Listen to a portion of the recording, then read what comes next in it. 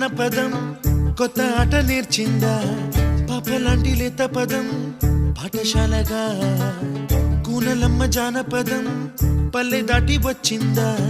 చవళిల జానతనం పాట చూపగా కుంచెలో దాగే చిత్రాలు ఎదురొచ్చేలా అంతటా